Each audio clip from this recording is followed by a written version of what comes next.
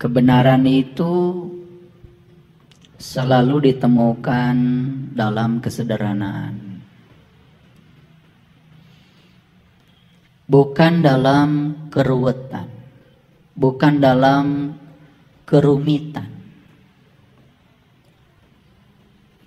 Siapapun yang berbicara kebenaran tetapi rumit, yang dibicarakan itu pasti bukan kebenaran.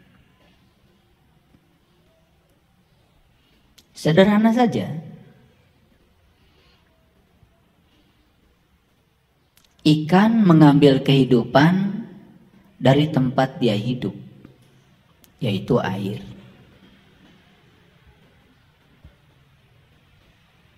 Jadi kalau ikan tinggal di laut, tetapi dia tidak mengenal garam, wajar, namanya juga ikan. Dia hidup di air, hidup di samudra, tetapi masih saja bertanya tentang di mana samudra. Wajar, namanya juga ikan. Ikan baru sadar bahwa dia selama ini mendapatkan kehidupan dari samudra tepat saat dia kena pancing. Tepat saat dia kena jaring. Begitu kena pancing, kena jaring, dia keluar tuh dari samudra. Baru tidak tenang. Padahal waktu di air, dia tenang. Begitu dipisahkan dari air, baru dia tidak tenang.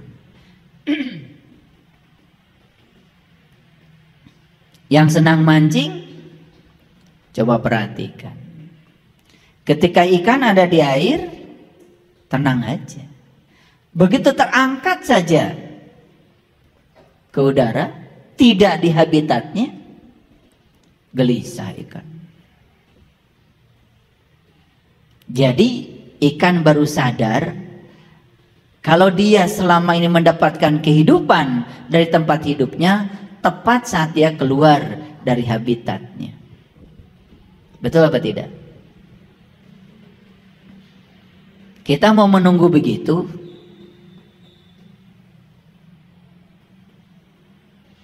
Burung tiap hari mengangkasa, terbang ke sana kemari. Tetapi sampai sekarang dia tidak kenal yang mana itu angkasa. Wajar, namanya juga burung. Tetapi baik ikan maupun burung yang luar biasa adalah ikan itu bahagia dia jadi ikan. Dan burung juga bahagia jadi burung. Coba, burung itu bangun tidur tuh nyanyi. Yang lucu adalah manusia yang menyangka dirinya paling mulia, katanya pengendali semesta ini, tetapi banyak manusia yang tidak bahagia menjadi manusia. Lucu kan manusia?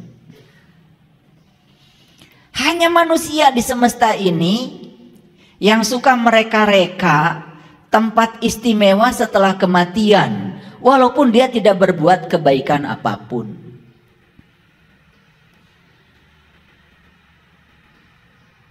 Pohon pisang dari kecil tumbuh terus, setelah besar kemudian keluar tuh nongol jantung pisang. Setelah nongol jantung pisang keluar tuh ya pisangnya panjang ya, sikatannya, turuyannya kata orang Sunda, sampai ngegapui ya ke handap. Akhirnya sama petani ditunjal tuh pakai bambu. Setelah menyumbangkan satu ruita pisang untuk manusia, pohon pisang itu mati. Dan pohon pisang hanya sekali saja menyumbangkan buah pisangnya, tidak diulang. Dan setelah dia menyumbangkan buah pisangnya, dia mati. Coba tanya pohon pisang. Nanti kalau udah mati, kalian ingin di mana tempatnya? Pernah nggak bilang pohon pisang, oh nanti saya pengen tinggal di surga? Pernah nggak? Enggak. Setelah dia melaksanakan tasbihnya, setelah dia memerankan peran yang diberikan semesta kepadanya, menyumbangkan pisang buat manusia, bahkan dia tidak sama sekali mengambil satu buah pisang pun untuk dirinya. Sampai rela mati setelah dia menyumbangkan seluruh buah pisangnya buat manusia. Sama sekali dia tidak memikirkan tempat istimewa setelah kematian. Manusia yang seluruh penghasilannya buat dirinya, buat keluarganya, buat kelompoknya, tidak ada buat yang lain. Pelitnya auzubillah, orang lain susah pun dia pura-pura tidak tahu. Masih saja memikirkan tempat istimewa setelah kematian. Hanya manusia yang punya sifat seperti itu. Yang lain tidak. Bumi kita ini tidak pernah ingin menjadi matahari. Matahari juga tidak pernah ingin menjadi bumi. Bumi dengan matahari tidak pernah bersaing. Tidak pernah berduel. Berduet saja. Kata bumi, ayo, aku bagian menumbuhkan tanaman. Tolong dong sinari oleh kamu, kata bumi. Terus bumi mengajak, udara, air, yuk bantu saya, bantu saya. Kita bikin kebaikan sebanyak-banyaknya buat makhluk yang bernama manusia. Ditumbuhkanlah beras, ditumbuhkan jagung, tumbuhkan singkong, ditumbuhkan berbagai macam tanaman. Semua disumbangkan buat manusia. Bahkan bumi pun tidak pernah merasa berjasa setelah menyumbangkan semuanya. Luar biasa ya.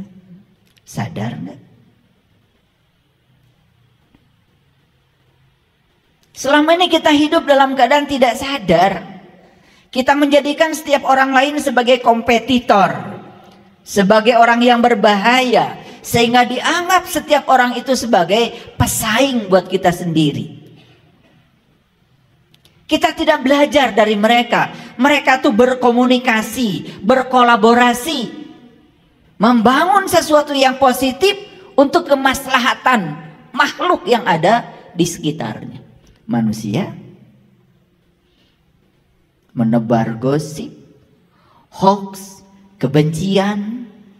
Begitu orang lain berbeda sedikit dengan keyakinannya, dianggap salah, dianggap sesat. Sampai hari ini saya tidak menemukan satu ayat pun yang mengizinkan manusia boleh menyesatkan manusia lain. Saya tidak menemukan ayatnya di Quran. Yang ada di Quran, inna rabbaka huwa a'lamu biman dhalla an sabilihi wa huwa a'lamu bil muhtadin. Hanya Tuhanmu yang berhak untuk mengatakan siapa yang dapat petunjuk dan siapa yang tersesat di jalannya. Hanya Tuhan. Itu Quran loh. Kita cuman berkoar-koar aja. Pedoman hidupnya Quran. Pedoman hidupnya Quran. Betul? Karena Anda rajin membacanya sampai Anda tidak mengerti isinya. Dan begitu disampaikan isi seperti itu, Anda juga menolaknya. Saya tidak mengerti pedoman hidup Anda itu apa. Sedangkan Quran menekankan inna rabbaka huwa a'lamu biman dhalla an sabilihi wa huwa a'lamu bil muhtadin. Hanya Tuhanmu yang berhak untuk menilai siapa yang tersesat di jalannya dan siapa yang mendapatkan petunjuk. Tidak ada manusia apapun, siapapun yang beri kuasa untuk menilai siapapun. Bahkan kita diajarkan setiap sholat mengatakan Maliki Yaumiddin. Hanya Engkau pemilik hari pembalasan. Hanya Engkau yang berhak menghukum. Hanya Engkau yang berhak menghakimi. Bukankah itu yang kita ucapkan setiap sholat? Dan kita tidak pernah memahami makna balik yang tersembunyi balik itu. Kita hanya menjalankan sholat, membaca kalimat itu seperti robot. Dan berulang-ulang kita membaca kalimat itu.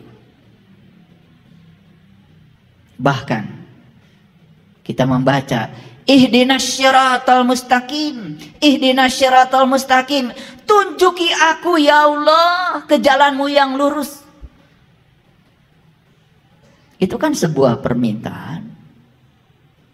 Ketika kita minta ditunjukkan ke jalan yang lurus, berarti kita sadar bahwa kita sedang berada di jalan yang tidak lurus.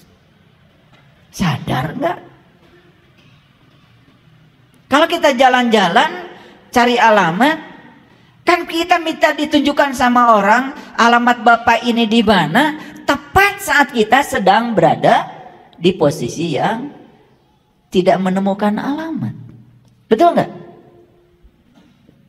Sebut saja kita sedang tersesat. Karena kita sadar sedang tersesat, minta ditunjukkan, tolong dong alamat bapak ini di mana, RT berapa, RW berapa, kan begitu. Dan kalau kita tidak jalan-jalan, tidak pergi kemana-mana, kan tidak mungkin kita minta ditunjukkan rumah siapa di mana. Betul apa tidak?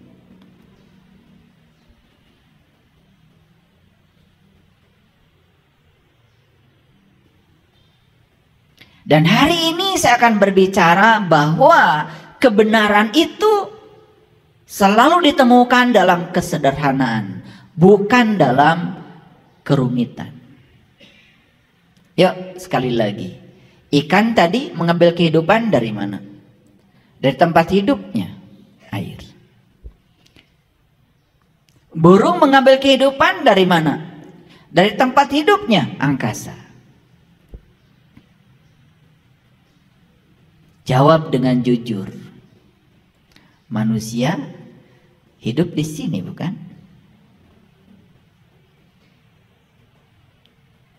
Di ruang kosong, bukan? Ini tempat kita hidup. Sadar nggak? Kalau sekarang kita sedang mengambil kehidupan dari sini. Betul?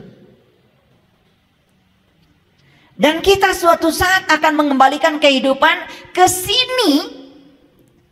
Makanya orang mati disebut menghembuskan napas yang terakhir. Kemana? Ke sini.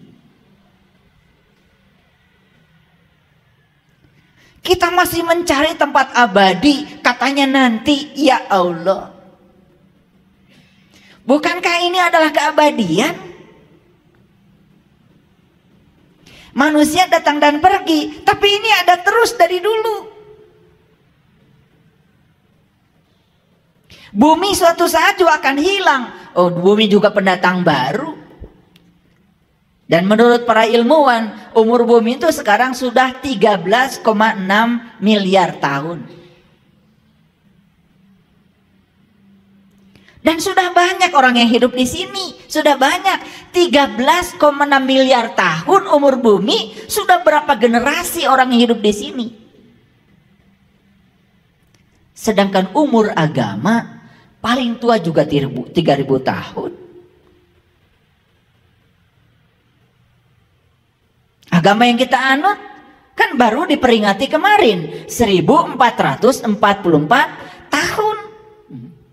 Sedangkan bumi ini sudah berumur 13,6 miliar tahun. Apa kita berani menyatakan leluhur kita dulu celaka semua? Gara-gara berbeda dengan yang disebut dengan agama oleh kita hari ini? Apa leluhur kita sebodoh itu? Lo tidak mewariskan nilai-nilai kebaikan kepada kita? Betul apa tidak? Ini saya berbicara sains, saya berbicara data, saya berbicara fakta, bukan berbicara ngawur. Dan silakan ya cek omongan saya.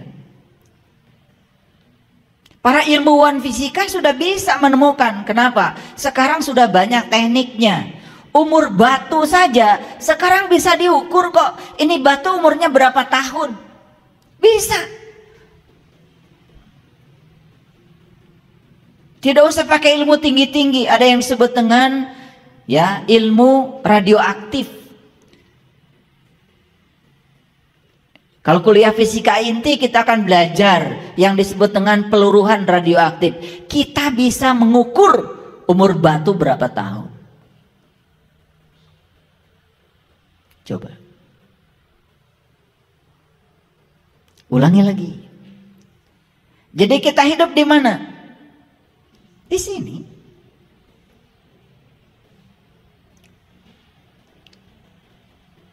Jelas? Sederhana? Sekarang kita sadari, kita mengambil kehidupan dari mana?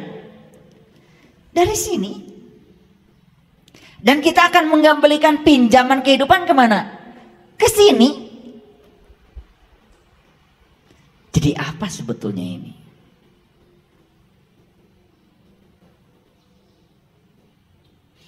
Ya tempat hidup. Tapi bisa dijelaskan? Ya nggak bisa. Dan kemanapun kita pergi, kita akan ketemu ini. Akan ketemu ini. Benda-benda langit datang dan pergi.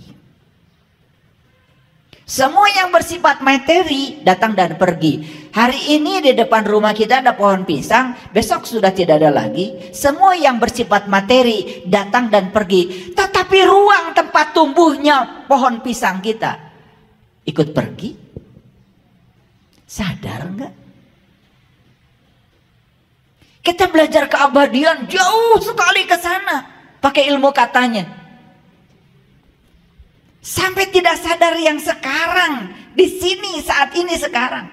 Sampai orang tua kita tuh menyebut ini tuh namanya Sang Hyang Taya. Taya teu aya.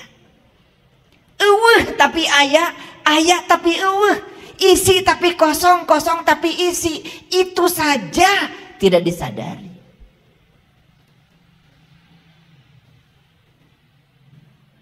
Sederhana enggak? Sederhana? Yuk. Allah mengatakan di Quran, aku meliputi semua manusia. Aku meliputi seluruh makhluk hidup. Cukup informatif kalimat itu bagi kita? Apa maknanya? Coba. Samudra meliputi ikan-ikan yang di samudra. Berarti ikan ini diliputi oleh siapa? Yang meliputi. Nah, yang diliputi itu pasti sosok. Ikan itu ada sosoknya. Tapi yang meliputi kan gak ada sosoknya. Karena kalau dia sosok tidak mungkin bisa meliputi. Makanya air ngikuti saja bentuk tempat di mana dia tinggal. Betul?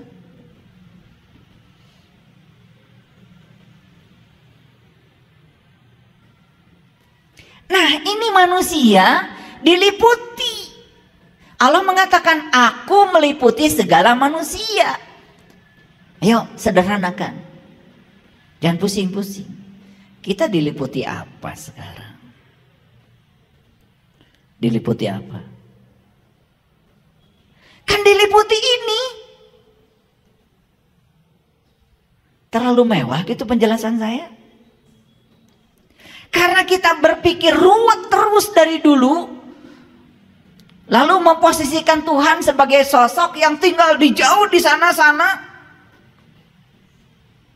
Pakai baju itu, pakai baju ini kayak raja gitu. Lalu disuruh-suruh oleh kita supaya ngikutin keinginan kita. Ada yang harus diperbaiki di otak kita. Makanya orang-orang bijak mengatakan pikiran itu bukan ciptaan Allah. Yang ciptaan Allah itu otaknya. Tapi kalau pikiran, ciptaan lingkungan, ciptaan masyarakat. Kita berpikir hari ini tergantung apa yang pernah kita lihat, yang pernah kita dengar, tergantung paradigma apa yang pernah dijejalkan kepada kita. Hari ini kita mengatakan kalau kita baik sama Allah, Allah akan baik sama saya. Dan kalau saya tidak baik sama Allah, Allah akan mengazab saya, menghukum saya. Itu paradigma. Itu bukan Allah yang sebenarnya. Bagaimana mungkin Dia yang Maha Pengasih, yang Maha Penyayang menyiksa hamba yang dicintainya? Betul apa tidak? Tetapi paradigma itu masih ada di otak kita. Sampai-sampai kita lebih suka memposisikan Allah sebagai mitra dagang kita daripada memposisikan Allah sebagai kekasih.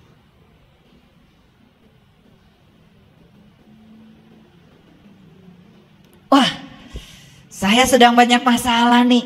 Kayaknya saya harus tahajud. Sudah. Malam-malam bangun.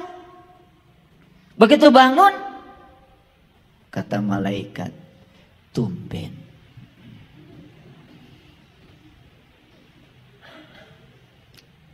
Lah biasanya juga nggak bangun, tiba-tiba bangun. Kan malaikat bilang tumben. Tetangga kita nggak pernah datang ke rumah kita, tiba-tiba datang, pasti bilang tumben. Dalam batin pasti bilang, ada apa ya? Pasti pinjam uang. Karena tumben itu berikutnya adalah muatan.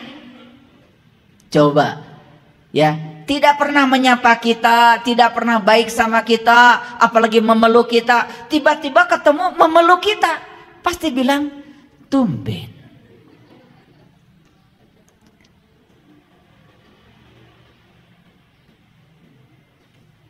Kata malaikat, pasti tahajudnya 2 rakaat saja.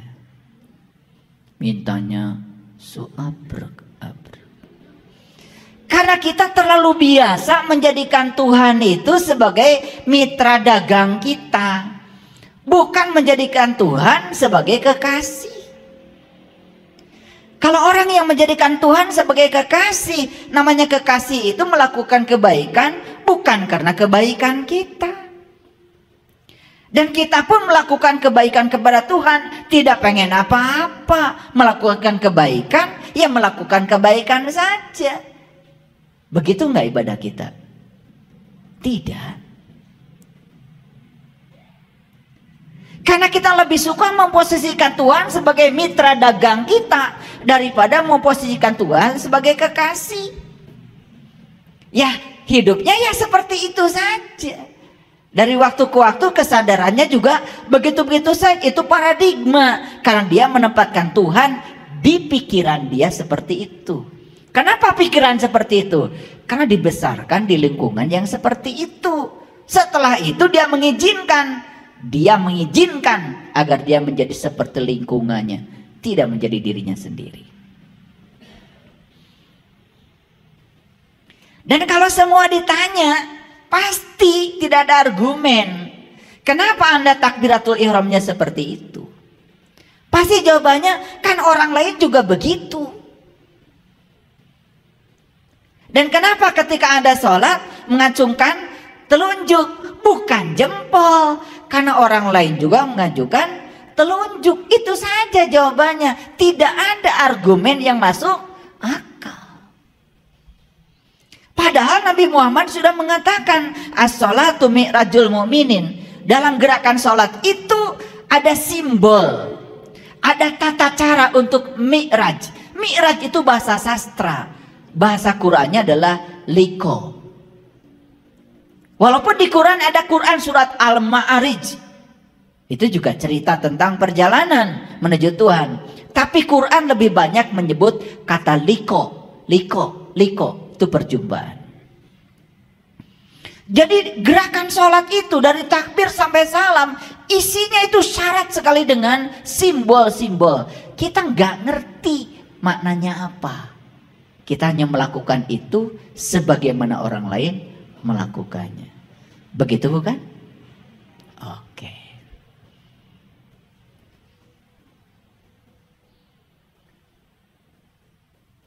Ketika saya mengajak umat ini berpikir sederhana, malah saya disalahkan. Contoh, Quran bilang mengingat Allah itu persis seperti kamu mengingat bapakmu. Itu kata Quran. Fazkurullah kazikrikum abaakum. Itu ayatnya. Saya bacakan Arabnya, takut kalian gak percaya. Kalau gitu saya bacakan lagi. Itu Quran surat Al-Baqarah ayat 200. Nah, takut gak percaya. Nanti disangka ngarang saya.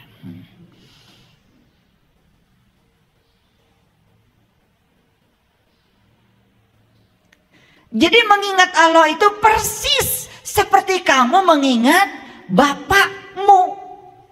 Itu Quran. Bahkan diawali dengan faiza qadaitum manasikakum fazkurullah kazikrikum abaakum au asyadda dzikra. Begitu lengkapnya. Dibacakan lengkapnya, takut nggak percaya.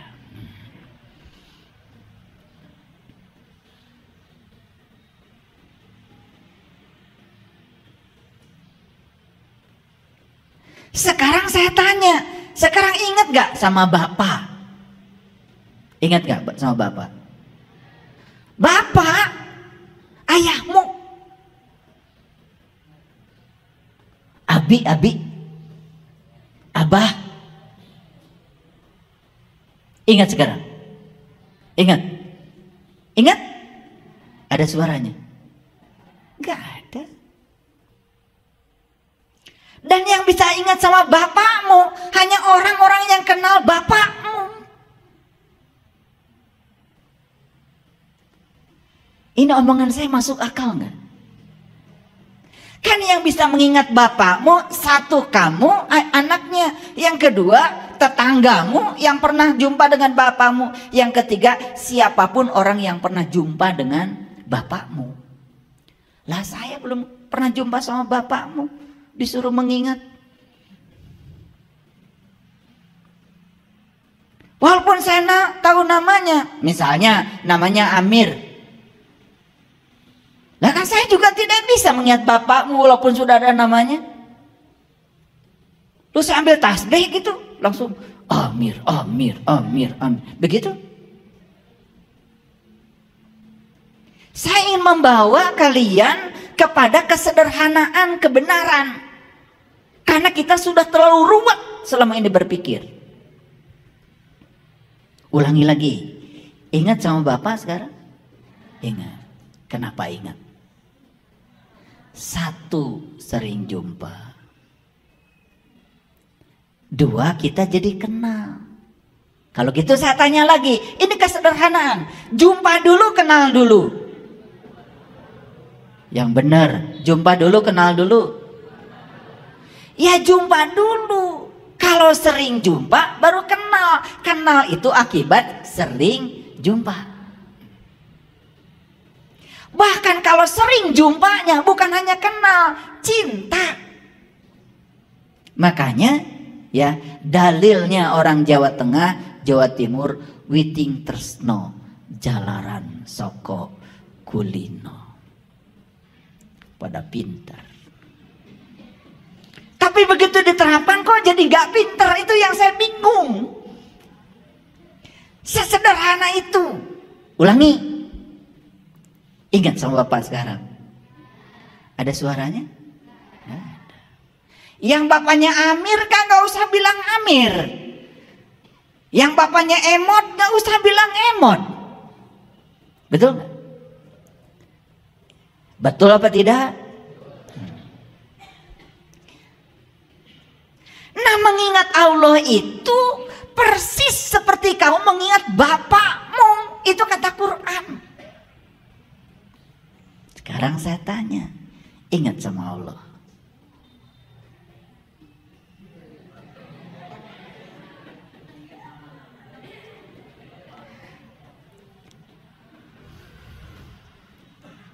Ingatnya cuman alif lam lam ha. Apakah itu Allah? Kan bukan, itu mah tulisan Allah. Kayak yang bapaknya Amir, kan bukan A-M-I-R. Itu mah tulisan Amir. Bisa membedakan tulisan Amir dengan Amir benerannya? Bisa? Kalau kalian menyamakan tulisan Amir dengan bapakmu, menghina. Mana Amir? Ini A-M-I-R. Loh, itu kan tulisan Amir, bukan Amir. Dan tulisan Amir gak bisa makan air, gak bisa makan nasi, tidak bisa minum air, tidak bisa menyapa, mati. Betul? Awas. Alif lam lam ha bukan Allah. Itu mah tulisan Allah.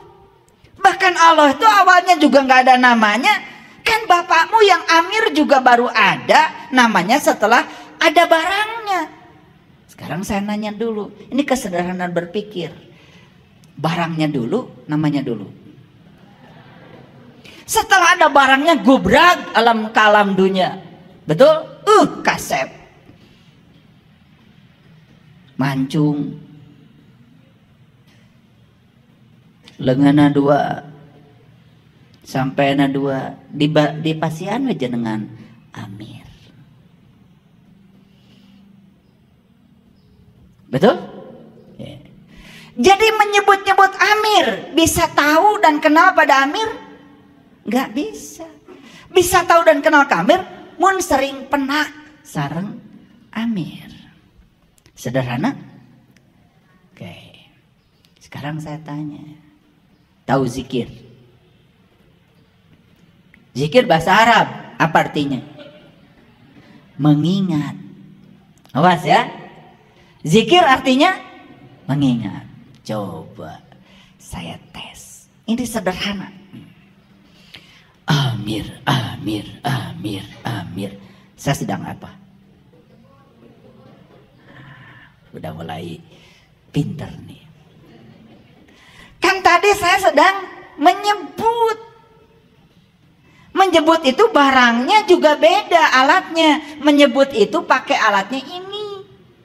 Tapi mengingat, ya yang jelas saya ingat bapak saya. Tapi nggak tahu di sebelah mana itu alat buat mengingatnya. Gaib. Tapi saya ingat bapak saya walaupun sudah meninggal 10 tahun yang lalu. Saya sekarang masih ingat. Ya senyumnya, ingat kebijaksanaannya, ingat pecinya, ingat baju kesukaannya, ingat cara beliau pakai sarungnya, bahkan nyomotnya aja sampai sekarang saya masih ingat. Beda mengingat dengan menyebut. Oke. Jadi kalau kalian sedang subhanallah, subhanallah, subhanallah, menyebut atau mengingat? Menyebut. Zikir bukan itu. Zikir bukan.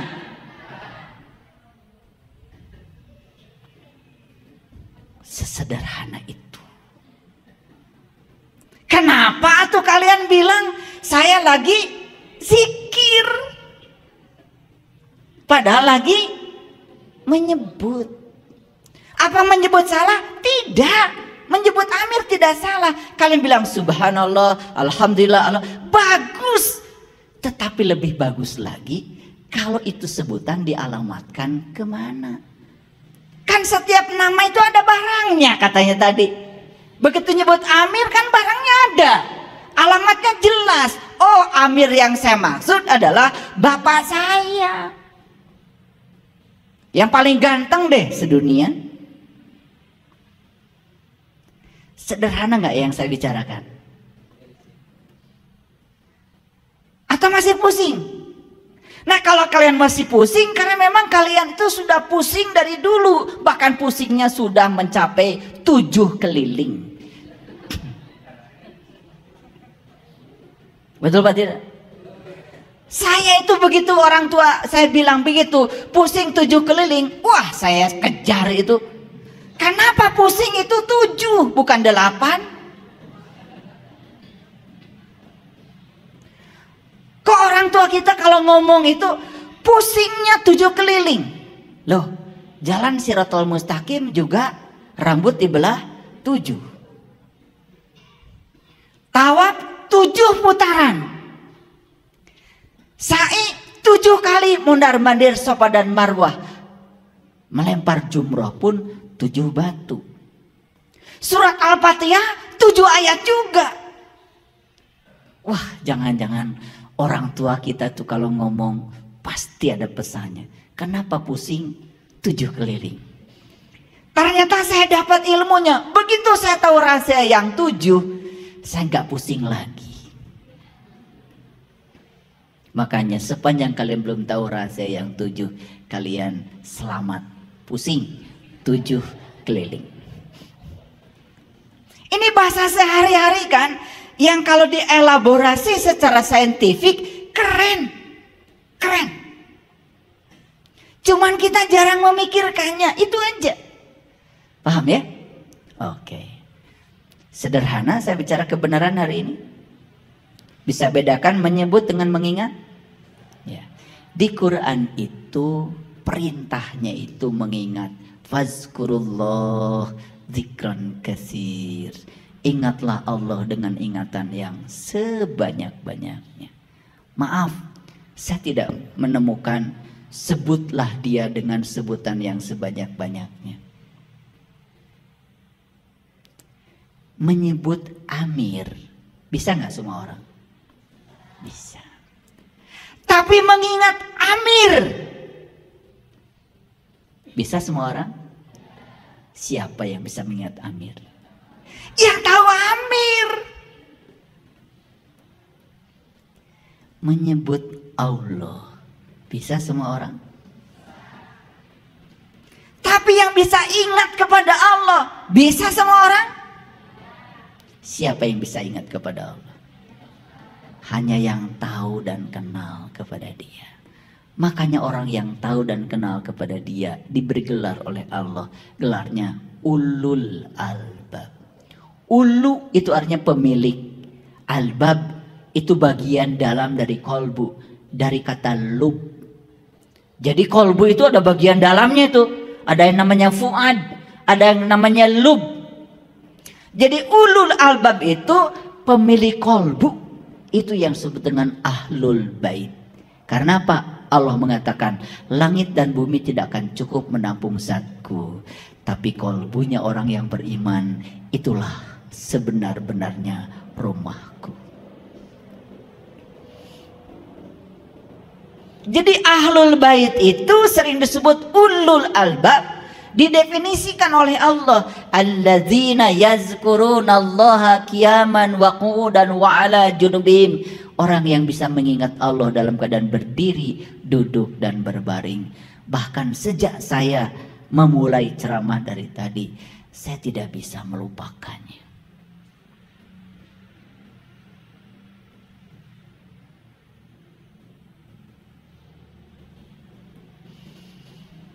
Clear sampai sini? Oke, lanjut. Ini baru bahas judul. Udah setengah jam. Oleh karena itu, mari kita bersyukur hari ini kita diberi kesempatan untuk belajar di ruang kesadaran kembali. Oleh karenanya mari kita puji Allah bersama-sama membaca hamdalah. Alhamdulillahirabbil alamin. Mari kita mohon ridho dan berkah Allah. Semoga hari ini kita bisa menemukan kebenaran dalam kesederhanaan. Kita sapa asmanya dengan kelembutan dan cinta seraya membaca basmalah. Bismillahirrahmanirrahim.